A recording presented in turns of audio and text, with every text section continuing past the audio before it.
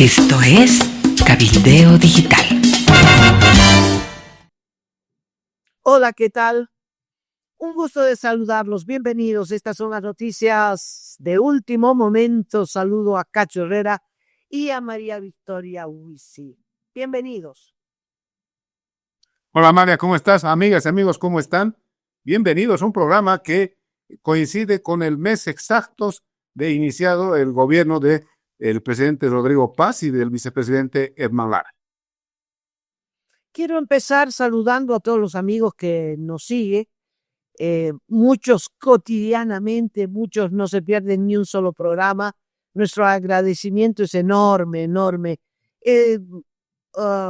Quiero saludar a los amigos que nos ven en Suecia, a los amigos que nos siguen en España, a los que residentes en Estados Unidos, muchísimos.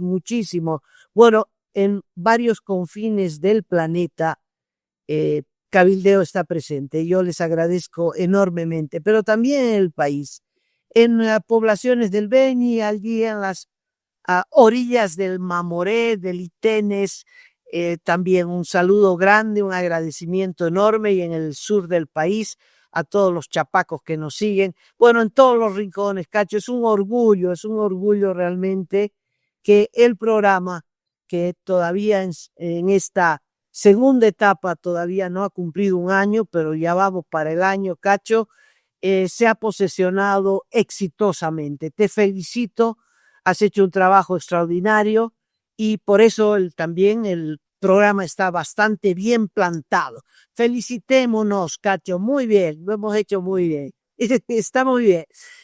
Y a todos los amigos, muchas gracias por responder las preguntas. Eso le da mucha vitalidad al programa y nos permite tomarle el pulso a la política del país. Bueno, dicho esto, Cacho, vamos a evaluar este primer mes. Has visto, no es todavía el primer año ni el primer semestre, el primer mesecito, pero fue muy intenso. ¿Qué aspectos te parece que en este primer mes han sido los más importantes, los más impactantes? Quizás hay que partir, Amalia, de un ejercicio estadístico que ha planteado la red Unitel. Interesante, aunque también tiene sus bemoles por el tema del margen de error, que es del 4,9%. Solamente se han estudiado las ciudades de La Paz, de Santa Cruz, de Cochabamba y El Alto, pero muestran una inicial, digamos, opinión de la gente respecto del primer mes de gobierno del presidente Paz Pereira. Es una especie de idilio que se ha planteado porque le aprueba el 65% de los consultados. En estas 4 ciudades, el 65% aprueba a Rodrigo Paz y al revés lo desaprueba el 52% de la más alta calificación, esta vez de reprobación al vicepresidente Edman Lara en estas 4 ciudades. Es como una especie de calificación un poquito contraria, ¿no? Aprueba a Paz y reprueba a Lara, y eso, claro, también refleja las tensiones que existe en el más alto nivel del gobierno, entre el presidente y el vicepresidente. Bueno, a mí me parece que el punto de partida del gobierno fue el hecho más impactante. Y a partir de ese minuto cero en el que se empezó a abastecer y con regularidad a todo el país, a todos los rincones del país con gasolina y diésel, yo creo que fue un arranque, pero de cohete, ¿no? Porque fue impactante lo que el gobierno anterior no había logrado hacer en 2 años, y al revés, profundizó todos los días la escasez de carburante. Resulta que Rodrigo Paz asume y se regulariza la distribución de carburantes. Yo creo que ese ha sido un logro impactante, muy grande, que como se normalizó, también se naturalizó. La gente dice, bueno, esto es lo normal, no hacer cola para la gasolina es lo normal. Lo anormal es hacer esas inmensas colas kilométricas. Y por eso, terminado el mes, Cacho, empiezan otra vez las colas para carburantes. pero esa ya es la evaluación del segundo mes. Estamos en el primer mes. Y yo creo que este fue un acierto de impacto económico, pero además de cumplimiento de la promesa más grande. Todas las otras son promesas menores. Esta fue la promesa central. Cuando llegue, dijo Rodrigo Paz, vamos a normalizar el abastecimiento de carburantes, a nadie le va a faltar diésel, y bueno, dicho y hecho. Y yo creo que fue el punto de partida de algo más importante que la gasolina y el diésel, que fue el despertar de la esperanza en el país. Veníamos de estar aplastados, de estar en el fondo del hoyo. No veíamos, pero ninguna posibilidad. Los chicos empezaron a pensar, me voy, no me voy, a dónde me voy, buscaré becas, iré a trabajar a la Argentina, me voy otra vez a los talleres del Brasil. Decía, había una desesperanza, un achatamiento de las perspectivas, no solo a largo plazo, pero las inmediatas. ¿Y ahora qué hago? Suben los precios, no me alcanza el sueldo para comprar carne, en fin. Yo creo que en esa puntada inicial, que fue el abastecimiento regular de los carburantes, que luego arrastró al dólar, se abrió este periodo de enorme expectativa, pero no solo expectativa frente al gobierno, sino expectativa frente al país. Me quedo.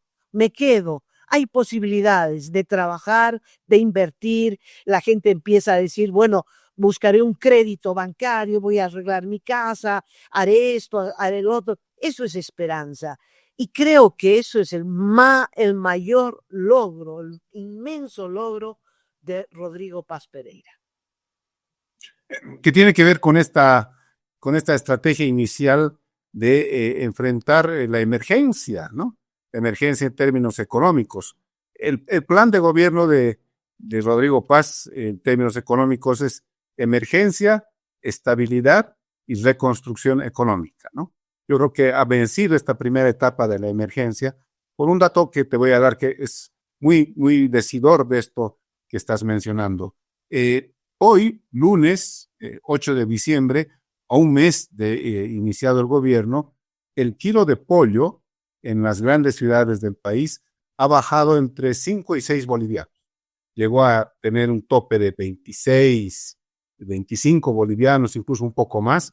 Y hoy, estaba en 20, 21 bolivianos el kilo de pollo. Entonces, ¿esto qué está demostrando? Que también la inflación se está conteniendo, se está achicando la inflación. De hecho, los datos de noviembre dan cuenta de que hubo una especie de decrecimiento en un 40% en el tema inflacionario. Entonces, todo esto está generando un ambiente de idilio, ¿no? De esperanza, de buen fin de año, pese a las cosas que tenemos como país en términos estructurales, ¿no? Y creo que vamos a pasar un fin de año tranquilos. Yo creo que se avisora eso, que vamos a pasar, salvo alguna cosa que no esté prevista, vamos a pasar un fin de año tranquilos, esperando lo que va a venir después, que es el próximo estadio del plan de gobierno, que es la estabilización. ¿Cuál será el ajuste? ¿De qué tamaño? ¿Cuán riguroso será para la economía de los bolivianos? Eso todavía no lo podemos decir, pero ese tema también seguramente va a jugar su propio peso en el inicios del 2026. Si el abastecimiento regular de carburantes fue una buenísima sorpresa, bueno, yo no sé si la gente se ha sentado a pensar, uy, qué fantástico lo que ha hecho el gobierno, no, o simplemente tiene una rutina. Pues es natural ir a cargar el tanque de gasolina y que haya gasolina y que no haya gente. Al principio fue una sorpresa, pero después es natural. La gente ya no está desesperada por guardarse un bidón de gasolina en la casa, porque ya sabe que va a haber un abastecimiento regular. ¿De dónde sacó plata Rodrigo Paz para este abastecimiento? No es misterio. no hay que esperar una gran respuesta, es crédito de los propios proveedores. Esto se acumula la deuda. Está claro, el gobierno llega y no hay ni una monedita en la reserva del Banco Central. Es una exageración. Dejó el anterior gobierno 75 millones de dólares, que yo le voy a decir, para usted puede ser mucho, 75 millones de dólares, pero para un país es nada, es ni una monedita, ¿no? Ya habían vendido el oro, en fin, catástrofe. Ese informe del ministro de Economía fue, ¿no, Cacho? Que llegó al despacho y miró para un lado y para el otro y dijo, no me dejaron ni un papelito. Y el ministro de Gobierno dijeron, no me dejaron ni el internet. No había internet, no había papel, no había computadora, no había antecedentes, no había un cartapacio con la correspondencia, ni un cartapacio digital en la computadora. Cacho, eso fue bravo, eso fue tremendo, porque eso quiere decir que no te entras y empiezas a trabajar, no, te va a tomar al menos una semana en resolver esa nada, ¿no? A ver cómo repongo la información, a ver cómo me consigo una computadora, dónde la enchufo, a ver, señores de Entel, póngame internet. Toma tiempo, Cacho, toma tiempo. Y eso también no solo es la herencia tremenda que le dejó el masismo al país, eh, la paralización de la economía, la paralización de todos los sectores económicos. Dice el ministro de Economía, estuvimos al borde de la hiperinflación. Entonces, al haber despejado este peligro, el de la hiperinflación, haber logrado la caída de precios, Cacho, ¿qué gobierno ha logrado eso? Haber estabilizado el dólar, estabilizado no, lo hizo caer. Bueno, son logros muy grandes, que normalmente se consigue en un tiempo mucho más largo, 6 meses, 8 meses, un año, y bueno, aquí fue en shock. En el marco de este desorden administrativo, ¿no? Institucional. Por eso el logro es aún mayor, ¿no? Yo diría, Cacho, a ver, ¿tú qué dices si nos ponemos de acuerdo? En un puntaje de 1 a 10, ¿cuánto le darías a este primer mes de gobierno? Mm. Antes de eso, Amalia, yo creo que hay otros dos elementos que hacen a este panorama idílico en este momento entre la gente y el gobierno de Rodrigo Paz, y tiene que ver, por ejemplo, el haberse apoyado en los sectores productivos del oriente del país, con este tema de la carne, las exportaciones, la apertura de nuevos mercados, el entregarles, digamos, ciertas perspectivas interesantes para su producción. Eso también ha generado incluso el que en Santa Cruz tenga el mayor nivel de aprobación que en el resto de las otras 3 ciudades. Esto es bien, bien importante. Y a eso se añade este anuncio de el arancel cero para equipos electrónicos, ¿no? Entonces, mira el cuadro que se ha armado, ¿no? Es de estabilidad, tranquilidad, sosiego, sin perder de vista que hay todavía una tarea inmensa, mayúscula, que es resolver la crisis en términos estructurales. Pero es eso. Entonces yo creo que, me imagino que entre un 7-8%, si ponemos una calificación de 10, es lo que podría haberse llevado en este primer mes el gobierno de Rodrigo Paz.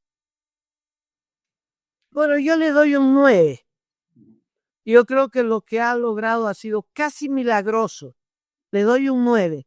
Y podría haberle dado el 10, pero esos 10 puntos se los resta el vicepresidente. Don Edman Lara ha sido la manzana de la discordia en la sociedad boliviana. Yo creo que el presidente intentaba avanzar, y había alguien que lo jalaba, y es Edman Lara, ¿Mm? Yo no sé si Edman Lara, mira, Cachito, yo no hago referencia a encuestas, algunas son buenas, otras no. Me parece que hay que tomar distancia un poco de las encuestas que tú mencionas, porque han venido equivocándose y equivocándose y equivocándose. Entonces está bien como un punto de referencia, ¿no? Pero no haría mucha referencia a aquello. Lo que sí es un hecho es que Edman Lara, desde el minuto cero, desde que apareció vestido de policía en la transmisión de mando, uff, fue difícil sobrellevar a Edman Lara. No sé cuán difícil para el presidente. Lo veo que no le da mucha bola, ¿no? Y o es una política de tratar de tapar el sol con un dedo, porque el presidente cuando tú le empiezas a hablar de Edman Lara dice, no, hablen de otra cosa, a los periodistas, no es tan grande, no inflen. Y a mí me parece fue un balón que por suerte no explotó gracias a esa política muy cautelosa de Rodrigo Paz, de no darle bola. Yo lo hubiera metido preso, te digo sinceramente, hubiera sido una barbaridad. Eh, a Palenque en el gobierno del MNR, porque Palenque hizo una entrevista con el rey de la cocaína, Roberto Suárez, entonces intentaron meterlo preso y en ese intento convirtieron a Palenque en el máximo líder de la oposición y casi gana las elecciones.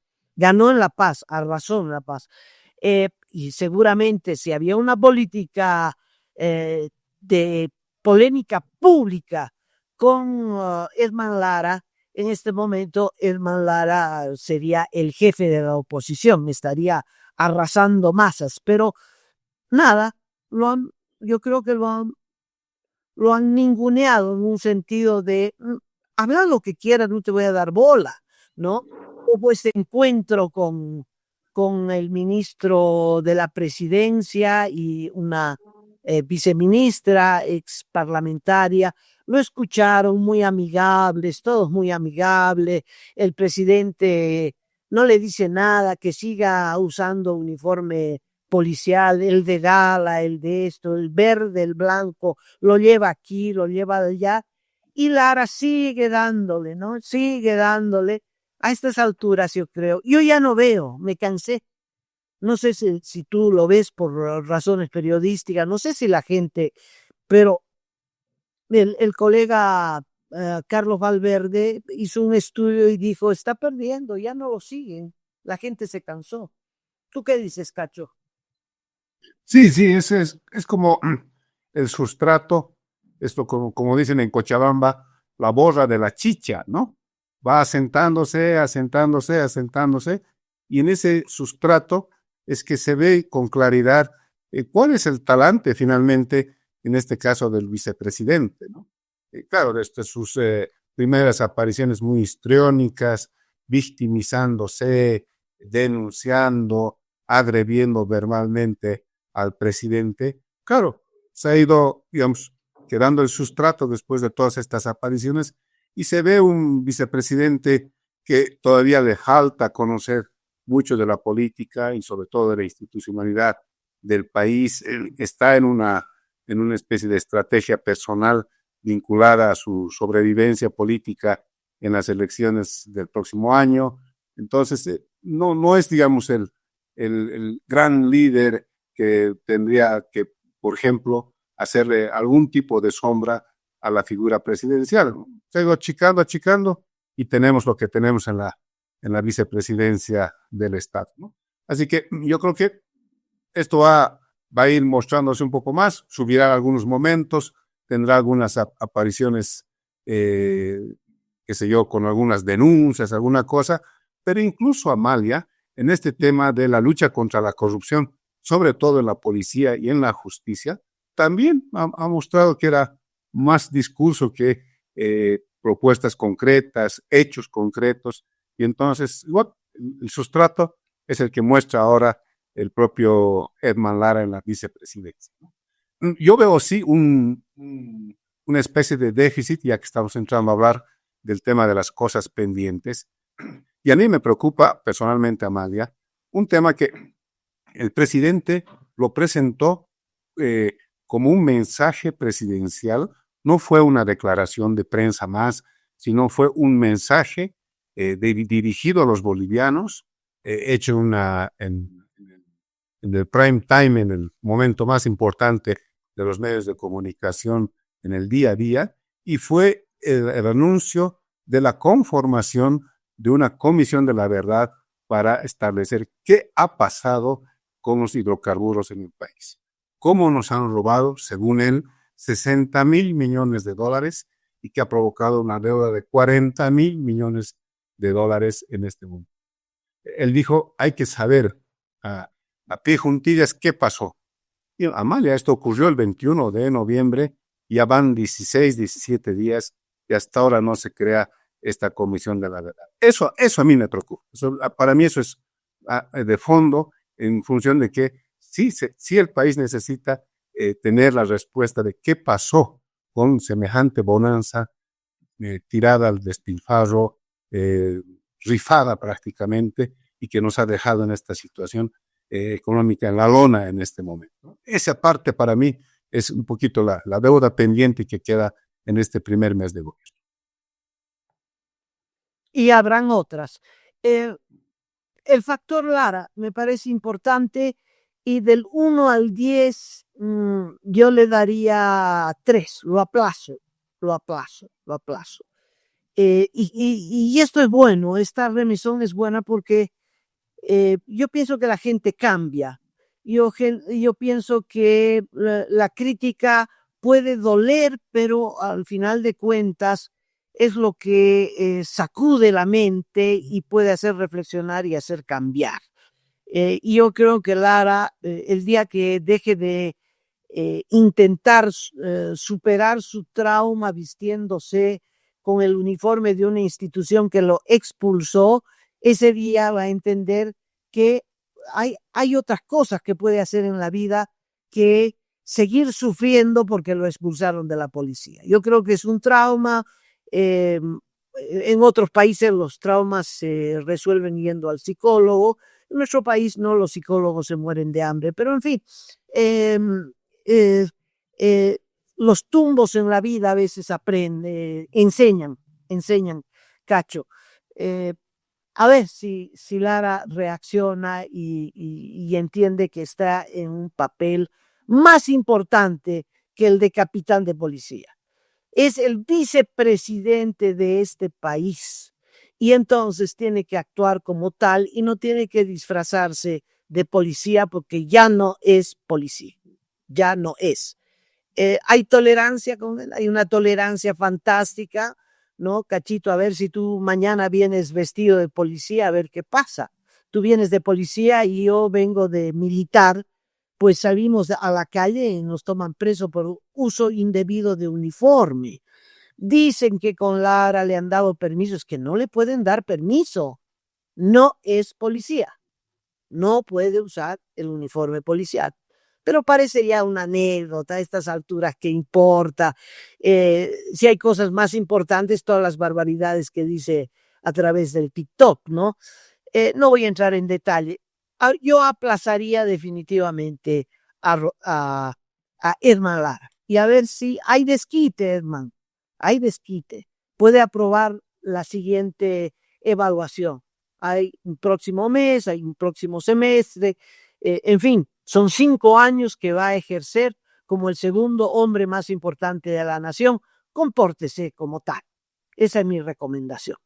Bueno, Cacho, esa deficiencia que tú anotas, la comparto plenamente. Del 1 al 10, ¿cuánto le darías a Edman Lara o quieres tocar otro tema? Sí, yo también tengo una nota de reprobación. Yo le pondría 4 a Edman Lara, porque hay que hacerle recuerdo que se vienen, digamos, las grandes medidas, el ajuste mayor, que va a necesitar de manera ineludible el concurso de la Asamblea Legislativa Plurinacional. Solamente para ponerte unos ejemplos, Amalia, los 4 tributos que han sido anunciados como eliminados, necesitan pasar por la Asamblea. Esto del arancel cero necesita pasar por la Asamblea. La nueva aprobación del presupuesto que se ha anunciado para febrero del próximo año necesita pasar por la Asamblea. Las conformaciones de comisiones de la verdad y otras iniciativas de investigación necesitan pasar por la Asamblea. Las reformas a la Constitución, ya ni qué decir.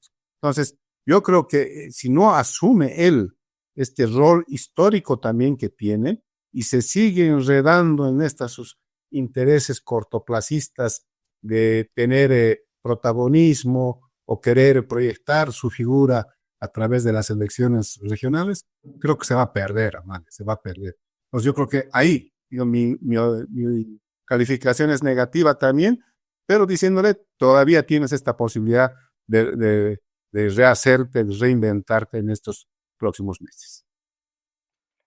La Asamblea Legislativa, ¿cómo se comportó? Los que están debutando de diputados y de senadores en su conjunto. ¿Qué dices, Cacho? ¿Respondió a las expectativas? Medianamente sí, Amalia, medianamente sí, porque no ha habido estos escándalos que de alguna manera configuraron la anterior Asamblea Legislativa. De hecho, Amalia, si nos vamos al fondo del asunto, Rodrigo Paz Pereira ha tenido un mes sin oposición parlamentaria, libre, digamos, no ha habido grandes conatos de oposición, que lo hayan entorpecido, que hayan frenado, digamos, las iniciativas del gobierno. No, salvo este desencuentro que tenía que ver con la realización de una cumbre de líderes políticos vinculado con la elección de los vocales electorales y la elección de los magistrados que todavía están pendientes. Salvo eso, no ha habido grandes problemas en la Asamblea, ¿no? Las bancadas oficialistas que la componen el PDC, la Alianza Unidad de Samuel Doria Medina, tampoco han hecho, digamos, grandes olas en términos de escándalos o de privilegiar sus intereses, ¿no? Quizás también es porque la mayoría de ellos son nuevos y nuevas y recién se están acomodando, están aprendiendo a cómo se mueven los hilos de la política a nivel parlamentario, ¿no? Pero hasta el momento es un mes en el que Rodrigo Paz ha tenido tranquilidad desde el legislativo. Creo que las tareas que tenían que cumplir, aunque habían anuncios que parecía que no iban a hacer nada, pues lo hicieron. Las normas que tenían que aprobar, Cacho, las aprobaron. Lo primero, se organizaron, eso siempre toma tiempo porque tiene que ver con el poder interno, presidencias, vicepresidencias, comisiones y todo eso. Lo han conseguido, está marchando y es una organización para un año, o sea, es de mediano plazo, muy bien. Y aprobaron la convocatoria a elecciones, Cacho. Estamos hablando de las subnacionales, ahora están trabajando en la elección de los vocales que se van a fin de año y bueno, ya hay 78 postulantes para la elección de vocales. Está muy bien. 20 eran los mínimos, más que el doble. Entonces tendrán de dónde escoger, habrán intereses, movidas, eso es normal. Eso es normal. Pero vamos a tener vocales a tiempo, no te preocupes, siempre se llega al borde del precipicio y bueno, y se resuelve el problema. Bien, bien por la Asamblea Legislativa. A ver, del 1 al 10, Cacho, ¿cuánto le das a la Asamblea Legislativa? 5 redondo. 5 redondo, Mali. Yo soy más generosa, 70. Yo le doy 70 o 7 de 10, ¿no? Lo han hecho bien. La asamblea es para discutir, para presentar reclamos, protestas. Una diputada, por ejemplo, dijo, qué barbaridad, han dejado escapar a Dorgaten, el presidente de Yacimiento, y no están haciendo nada para volverlo a traer al país, para que responda por la tragedia económica, que es la gran herencia que el actual gobierno y todos los bolivianos hemos recibido. La crítica es justa. Y dijo, a continuación la diputada, dijo, y nada contra el hijo de Arce Catacora, del expresidente, Arcelo Arce, que es el inspirador, el autor intelectual actual de esta tragedia del asalto en yacimientos, pues nada, ambos están así, Cachito, al sol en las playas del Brasil. ¿Qué te parece? Tomando sol, disfrutando de la vida. Ah, y aquí estamos otra vez con colas, porque claro, hay que abastecer al país, hay que tener dólares, etcétera, etcétera. La crítica de la diputada, acierto. Sí, sí, Amalia. Y a mí me da pie para insistir en esto que te comenté hace un rato que me parece esencial, ¿no? O sea, no encuentro respuesta lógica hasta el momento que me diga por qué sensatamente dieron un paso atrás en la conformación de la Comisión de la Verdad.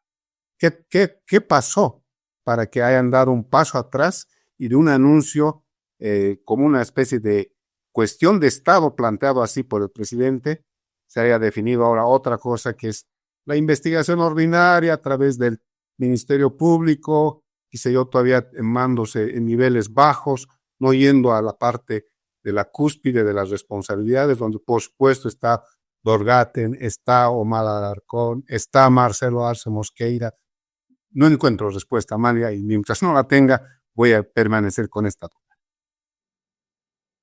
Bueno, hoy día estoy en modo optimista, ¿no? Me parece que es cuestión de tiempo. Ya, ya organizarán, que no es tan fácil porque tiene que ir gente eh, que sea capaz de llevar adelante una investigación y que al mismo tiempo um, sea y no sea del gobierno, del oficialismo, ojalá gente independiente, y todo esto se debía tratar en la cumbre política, que yo creo que es la razón por la que estas cosas están siendo demoradas. Tiene que haber un acuerdo entre el gobierno con Tuto Quiroga, porque la cumbre política es eso, porque no me digas que los dos diputados del MAS van a tocar pito en esto. Acá la cumbre política es Rodrigo Paz, Samuel Doria Medina, que está en el bando de Rodrigo Paz, y Tuto Quiroga, que está al otro lado de la línea, pero sin ser un gran opositor por el momento. Y esa cumbre, ese acuerdo entre estos dos bloques políticos, es lo que va a dar solución a esto. Si se trata de tareas pendientes, Cacho, fíjate que se demoró muchísimo, muchísimo, se demoró 20 días de los 30 de este primer mes la posesión del nuevo alto mando policial. La única explicación para esa demora tiene un apellido muy conocido, Lar, pero ya se posesionó el nuevo alto mando policial y bueno, ahora se espera la otra gran carencia y es la detención de Evo Morales. Yo no sé si priman más los criterios políticos, porque tú no vas a ir a hurgar el avispero cuando estás por lanzar un paquete de medidas económicas que todos sabemos será bastante duro. Entonces, ¿para qué hurgar el avispero? Tal vez hay que aplicar las medidas económicas y después, bueno, esas son las cosas que el gobierno debe discutir todos los días, el presidente, sus ministros, en fin. Bueno, Cacho, cerramos este sector. ¿Te parece si quisiera conocer tu criterio por un tema que creo que redondea todo? Hemos hablado del presidente, del vicepresidente, de la oposición, de la Asamblea Legislativa, y queda un eslabón pendiente, que es el tema internacional, Amalia. ¿Qué te parece, digamos, este perfil que ha alcanzado Bolivia y que incluso, por ejemplo, le ha ganado Rodrigo Paz en términos de aprobación a Javier Milei, a Lula da Silva, está, digamos, generando expectativa a nivel internacional? ¿Qué te parece, digamos, el desempeño a nivel internacional del gobierno de Rodrigo Paz? Cacho, yo no creo que hubiera habido un desempeño internacional. Yo creo que el mundo no mira hacia Bolivia. El mundo miró hacia Bolivia porque hubo elecciones y fue un acontecimiento que hubiera ganado la oposición frente a 20 años de Evo Morales. Pero esa fue noticia del 17 de agosto. Después ya nadie mira a Bolivia. No hemos tenido ningún rol protagónico en nada. hay un viraje en la política económica, internacional, y en ese viraje a mí me preocupa que el respaldo a Estados Unidos, el respaldo a Israel, el haber levantado las visas, que eso favorece al turismo, todo eso muy bien, 100 puntos, 100 puntos. ¿Qué me preocupa? Que el gobierno hubiera mantenido silencio, no hubiera ni mencionado ni en letra chica el genocidio a los palestinos. Eso me parece imperdonable. Yo creo que el gobierno está muy bien, tiene que pronunciarse a favor del derecho de Israel a tener un Estado, al derecho de Israel a defenderse, pero también lo mismo para Palestina. Los palestinos también tienen derecho a tener Estado, los palestinos también tienen derecho a defenderse, y todos contra Hamás voto a favor. Acá los malos, los que merecen un repudio internacional, los que merecen la cárcel y una condena en la Corte Penal Internacional y en todo el mundo, son los terroristas de Hamás. Pero el pueblo palestino, Cacho, necesita la solidaridad mundial. 70.000 personas han sido asesinadas. Y si tú ves de entre esos 70.000, mujeres y niños, es una proporción muy alta, Cacho, muy alta. Y el gobierno, justamente por este nuevo alineamiento internacional, guarda silencio frente a esta catástrofe humanitaria, en fin. Y ojalá reflexionen, porque un genocidio no se puede pasar por alto un genocidio, Cacho. No se puede pasar por encima de 70.000 cadáveres. No se puede, no se puede. Y entonces me parece eso. Sobre que Rodrigo Paz está encima de Milei o encima de Lula, sí, porque está en el primer mes de gobierno. Entonces, este ranking es un ranking dentro de los países, ¿no? Dentro del país, ¿qué opina de Rodrigo Paz? Apoyo, 54. Pero Milei ya está más de un año, entonces su ranking ha bajado del 50%. ¿Y qué te voy a decir de Lula? Pero son los tres primeros en esta lista de qué simpatía tienen en sus propios pueblos. Pero no hay duda que Milei sigue siendo una estrella internacional que sobrepasa el continente, y Lula es un presidente que tiene gravitación internacional también. Nunca logró reemplazar a Hugo Chávez, pero lo ha intentado. El punto que no hemos tocado, y lo tocamos en el próximo sector, que lo hemos preparado precisamente para eso, son los puntos a favor y en contra del Poder Judicial. Te propongo no referirnos a eso ahora, sino escuchar esta recomendación del Banco de Crédito, y vamos al Poder Judicial con todo en el próximo sector. Hablando de experiencias increíbles, el BCP te permite enviar dinero al exterior sin complicaciones desde su banca móvil, de manera rápida, fácil y segura. La mejor experiencia en banca comienza en el BCP. Romer Saucedo es la persona que dirige el Poder Judicial. Fue electo en las elecciones judiciales, presidente del Tribunal Supremo de Justicia, reelecto 2 gestiones. Tiene solo 37 años, Cacho. 37 años. Creo que es el presidente más joven a nivel mundial de un poder judicial. De Santa Cruz fue electo con el voto de los cruceños y ganó. Y bueno, podía ser uno más, pero no fue uno más. Yo creo que el rol de Saucedo marcó este año. Primero, frenó ese golpe que se venía por parte del prorroguismo, tanto prorroguismo judicial como el de Arce. Estaban probando, y ahí apareció Romer Saucedo. Aquí estoy, lo voy a parar. Hasta que el ministro de Justicia terminó procesado, no en la cárcel, pero procesado, y toda la banda que estaba haciendo este golpe judicial. Bueno, luego la liberación de los presos políticos, Cacho.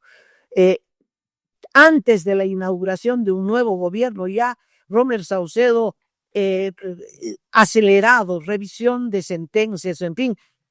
Los presos políticos han salido presos. La última, Janine Áñez, pero está libre. Y creo que es algo extraordinario. Y luego,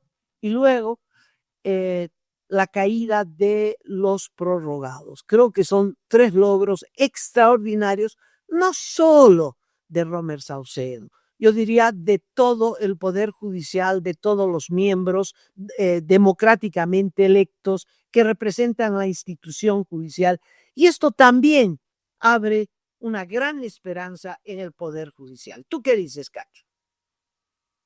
Indudable. Lo habíamos mencionado con claridad en su momento, ¿te acuerdas, no? Que Romer Saucedo, ya en la época de Luis Arce, se estaba convirtiendo en una especie de dique de contención del último coletazo que quería darle el Luis Arce y su gobierno a la democracia del país, ¿no?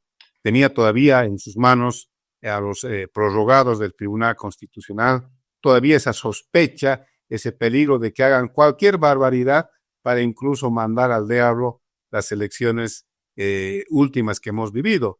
Pero ahí Romer Saucedo se jugó, la verdad, por la democracia, y junto con Oscar Hasenteufel fueron una especie de gladiadores defensores de la democracia, y claro, ahí estamos, ahora de alguna manera con nuevo gobierno, con estas iniciativas que ha tomado Romer Saucedo de liberar a los presos políticos, de cortarles la cabeza finalmente a los prorrogados, así que la verdad que buen desempeño del presidente del Tribunal Supremo de Justicia, y me imagino, Amalia, se encamina como uno de los grandes personajes de este 2025. Pero tú me hacías referencia a una entrevista que le hiciste a Romer Saucedo, buscando un poquito más en su intimidad, en su vida pasada. Plantéanos, por favor, qué es lo que te dijo en esta entrevista. No te voy a dar el gusto, Cachito, tiene que ver la entrevista y los invito a todos a ver la entrevista. Es una linda entrevista en el canal Cabildeo, donde ustedes también están viendo este programa. Ustedes buscan Romer Saucedo y la entrevista con muchos detalles, con muchas revelaciones de los entretelones. Pero aquí viene, Cacho, lo interesante, que en esta entrevista no se toca el talón de Aquiles de Romer Saucedo. No se lo toca porque él me dijo, va a tomar mucho tiempo. Tengo una entrevista, la puedes usar. Ahí he contado todo. ¿De qué? Bueno, Romer Saucedo está, el contexto, libró una gran batalla contra los prorrogados. Una gran batalla y salió exitoso. Él y todos los magistrados, tanto del Tribunal Supremo como del Tribunal Constitucional, todos los legalmente constituidos, libraron una gran batalla por sacudirse, por echar a los prorrogados, y los han echado. Esto que parecía imposible ocurrió. No están más. Tampoco están presos, pero no están más. Pero eso no es gratis, Cacho. Eso no es gratis, porque los amigos de los prorrogados, especialmente incrustados en el Tribunal Departamental de Justicia del Beni, han iniciado la contraofensiva. Y en esa contraofensiva, con nombre y apellido del presidente del Tribunal Departamental del Beni, dice: este señor Romer Saucedo es un ex reo de la justicia. Ha estado preso en Palmasola y ha sido acusado de haber intentado un asesinato. Está hablando del presidente del Tribunal Supremo de Justicia. Y entonces, Cacho sí, estuvo preso en Palmasola. Estuvo preso también en su pueblo, San Ignacio de Velasco, 9 meses en una celda 3x3 con otros 20 reclusos. No podían ni sentarse ni pararse porque había mucha gente. Turno para dormir y una vez al mes paseo para tomar sol. Bueno, esos rigores de lo que es la reclusión en nuestro país lo ha vivido el presidente del Tribunal Supremo de Justicia. Por eso no me llama la atención que dice revisión, aquel que está más de 3 meses afuera, ¿no? Esto de las detenciones preventivas, porque él lo ha sufrido en carne propia. Y él ha sufrido el que lo acusen, el que el acusador ponga mucha plata, se compre jueces, fiscales y tenga que pasar más de un año preso, 9 meses en la cárcel de San Ignacio de Velasco y 4 meses en Palmasola. Estuvo en Palmasola, conoce, sabe lo que es ser recluso interno en Palmasola. Me parece extraordinario. No solo es el más joven, sino el único presidente de una Corte Suprema que ha estado preso. Pero ¿por qué cayó preso, Cacho? ¿Por qué cayó preso? Primero te dejo comentar, pero quisiera pasar la entrevista que le hace su hermana en Santa Cruz. Su hermana es también periodista y tiene un bonito programa, y es la hermana que le hace la entrevista y él accede porque se siente obviamente cómodo, no hay nadie que lo interpele, y la hermana le hace esta entrevista y él responde por qué había caído preso. Primero, Cacho, por supuesto, tu comentario y luego vamos a conocer esta entrevista. Vamos a ver qué dice, a quién intentó matar, por qué, qué pasó. Estamos todos desesperados de saber los detalles. Curiosidad, Amalia, curiosidad. Más que comentario, curiosidad por saber qué es lo que dice Rommel Saucedo en esta entrevista, que da cuenta de este periodo de reclusión, primero en su tierra natal y luego en Palmasola, y saber los entretelones de este tema. Yo tenía 21 años. Fue un momento donde, a raíz de una discusión que hubo en el Consejo en San Ignacio, la agreden a mamá. Entonces, al agredirla a mi madre, le dan un puñete, la tumban y yo salgo en reacción a mamá. Eso se politizó, ya. Me metieron armando una historia que no era verdad y se ensañaron contra un pelado de 21 años que todavía estaba en la universidad. Manejaron fiscales, jueces, me exigían la renuncia y como yo no renunciaba, ampliaron la investigación contra mamá por instigadora y contra tío Rafo, que estaba pasando y nos apartó ese rato nuestro tío, y lo metieron a él también por complicidad.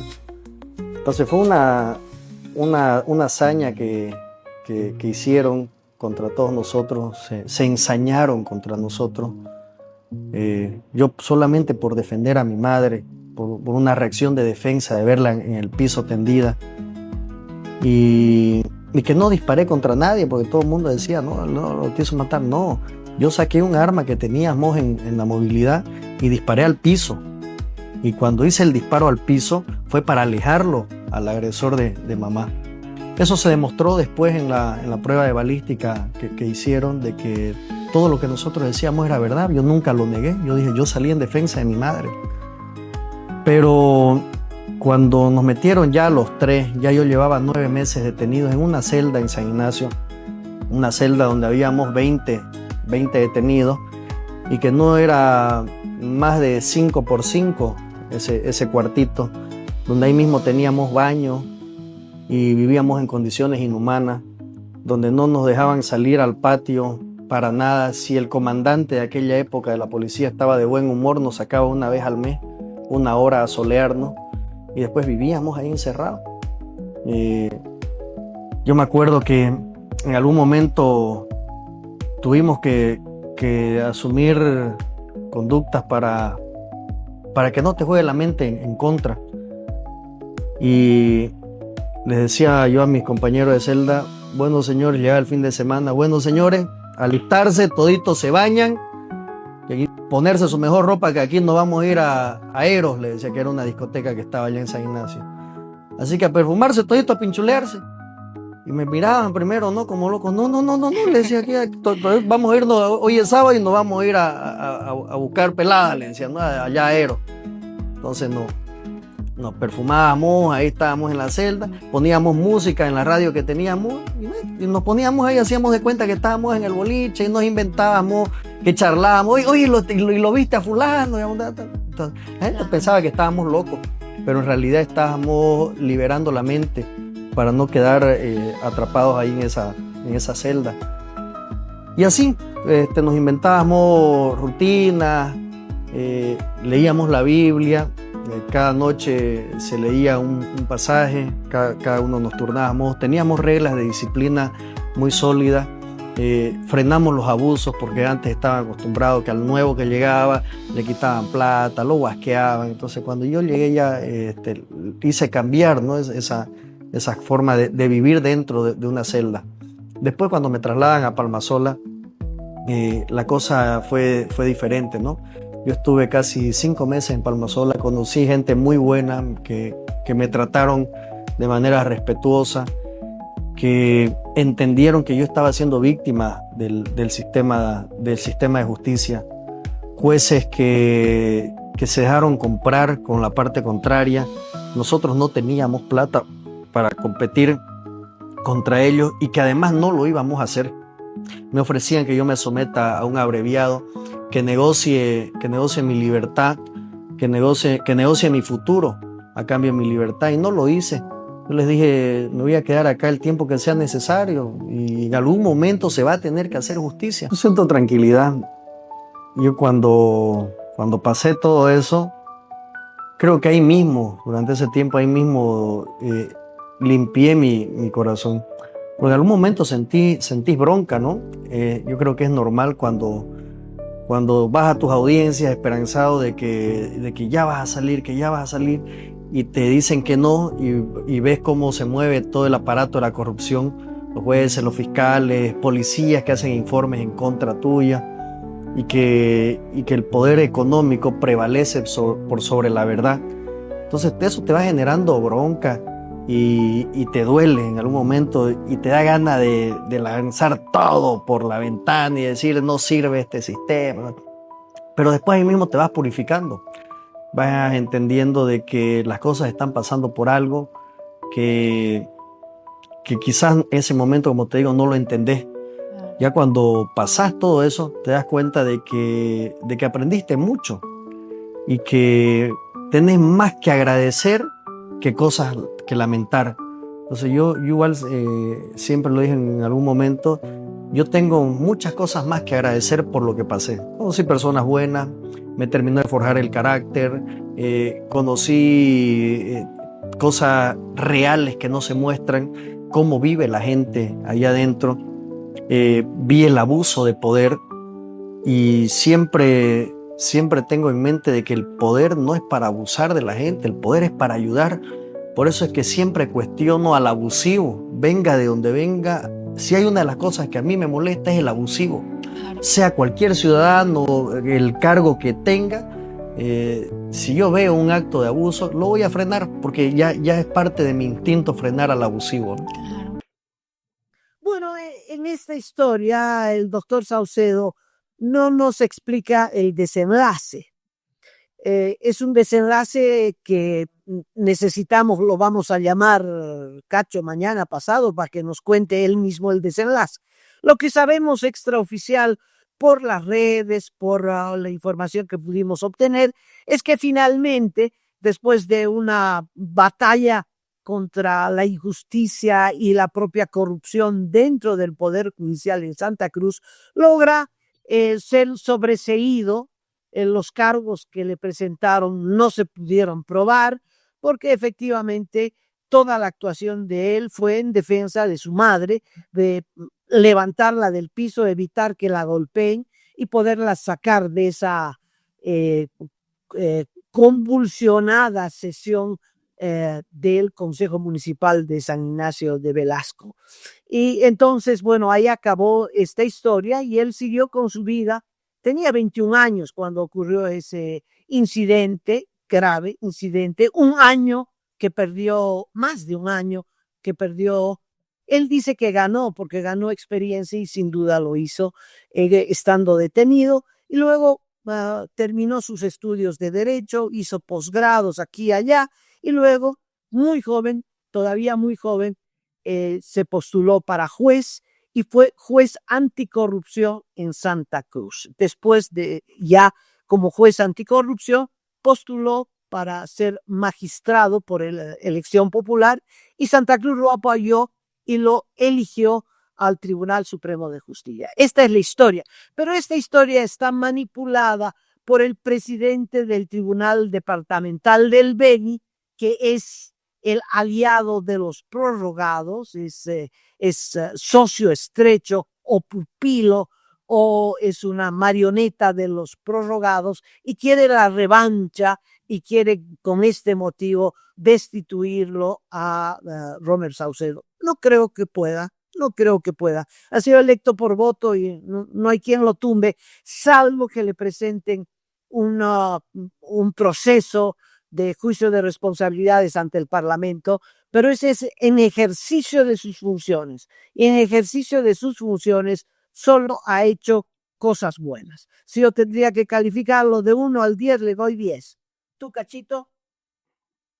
Sí, ha tenido un desempeño sobresaliente en este tiempo, así que vamos a ver esto que tú mencionabas al principio del comentario, de buscar este último eslabón que marca el desenlace de esta historia relacionada con Romer Saucedo.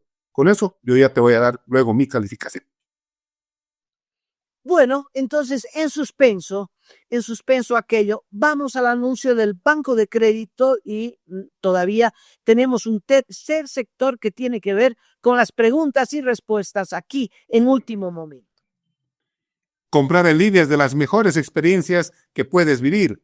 Por eso en el BCP puedes hacerlo con su tarjeta prepago. Compra sin límites y sin restricciones en todo el mundo. Contigo, BCP. Empecemos este sector con los resultados de la última consulta que hicimos a los seguidores de último momento. La pregunta, ¿cuál era, Cacho? Amalia, la última pregunta que lanzamos a nuestras amigas y amigos señalaba lo siguiente. ¿Cree usted que se debe extraditar a Armin Dorgaten, al expresidente de YPFD involucrado en graves casos de corrupción en la estatal petrolera? Han respondido 3.502 personas, de las cuales el 98% dice sí, tráiganlo del cuello a Armin Dorgaten para que rinda cuentas ante la justicia boliviana, y solamente un exiguo 2% dice déjenlo tomando el sol en las playas de Ipanema o en las playas de Río de Janeiro. Muy bien, un resultado contundente, no hay dónde perderse. Señor gobierno, tome en cuenta esto. La gente quiere que vuelva Dorgaten a responder por la corrupción en yacimiento. Bueno, Cacho, es fin de año y fin de año es una tradición aquí y en el mundo entero, no solo de hacer evaluaciones, pero también de hacer calificaciones, de escoger el personaje del año, de escoger el acontecimiento del año que ha conmovido a las familias de nuestro país, que ha cambiado la vida de cada ciudadano del país. Entonces, yo te propongo hoy lanzar las preguntas, la respuesta la haremos conocer dentro de una semana para que vaya acumulando votación. Son 2 votaciones al mismo tiempo. Una es la votación sobre cuál es el hecho más impactante, más importante de este año. Y la segunda pregunta es, ¿cuál es el personaje del año? En las 2 preguntas, usted tendrá 3 opciones. En los acontecimientos del año, Cacho, es una propuesta, la podemos cambiar, pero en los acontecimientos del año está la elección, las elecciones de agosto del 2025, es decir, que a pesar de todo llegamos a unas elecciones y que esas elecciones fueron ejemplares. Además conocimos el resultado la misma noche, no hubo problemas, al margen de que Tuto Quiroga quiso poner en duda el resultado, después se convenció de que no había ni una papeleta que uno podría decir aquí hay fraude. Esas elecciones fueron el acontecimiento del año, pregunto. Segundo hecho, la caída de los prorrogados. 2 años que se habían incrustado en el Poder Judicial y fueron echados. ¿Le parece ese fue el acontecimiento más importante de este año? Y tercer hecho, que podría ser el más importante, la liberación de los presos políticos. Después de 4 años de injusticia, 4 años y más, Jeanine Áñez sale en libertad. 2 años y más el gobernador Camacho, que está ahora de gobernador. Pumari obtiene la libertad y de a poco todos los demás, incluyendo la reincorporación de muchos policías y militantes. Fue ese el acontecimiento más importante. Podríamos escoger, se me ocurre un cuarto hecho, pero como son solo 3 preguntas, podríamos eliminar alguna de las ya citadas. Se me ocurre, ha sido el acontecimiento más importante del año la derrota política al MAS. Es una gran pregunta. Cacho, ¿qué eliminamos, qué incluimos, o si tú tienes algún otro hecho que quieras incluir? Se abre el debate. Para que sea, digamos, enriquecedora la participación de nuestras amigas y nuestros amigos, yo te propondría que dejemos los 4 temas planteados como los hechos más trascendentales de este 2025. Porque, claro, el último, pues, es uno de fondísimo, ¿no? Es el fin del ciclo político del MAS en Bolivia. Imagínate la trascendencia que tiene eso. Así que, claro, no les restaremos méritos a los otros temas, pero dejemos los 4, a ver qué responde la gente, porque finalmente su respuesta, su decisión es la que nos importa, la verdad. Técnicamente se puede, le preguntamos a Mari. Sí se puede, sí se puede. Bueno, entonces dejamos estas 4 preguntas que ustedes la tendrán en pantalla y podrán votar por una sola de las respuestas. Acontecimientos del año. Elección 2025, la caída de los prorrogados, otra opción. Tercera opción, la libertad de los presos políticos. Y cuarta opción, el fin del ciclo del MAS o la derrota política del MAS. ¿Cuál de estos 4 acontecimientos le parece a usted el más importante? Vamos recibiendo las respuestas. Y de manera paralela, porque dejaremos las 2 preguntas planteadas abiertas a lo largo de toda la semana, la pregunta tiene que ver con los personajes del año. 3 propuestas. Cacho. Así es, amigos, este año ha sido indudablemente de varias personalidades que se han destacado, se han mostrado tal y como son, la verdad, y han colaborado a la democracia del país, que es lo que finalmente nos importa acá en el programa Último Momento.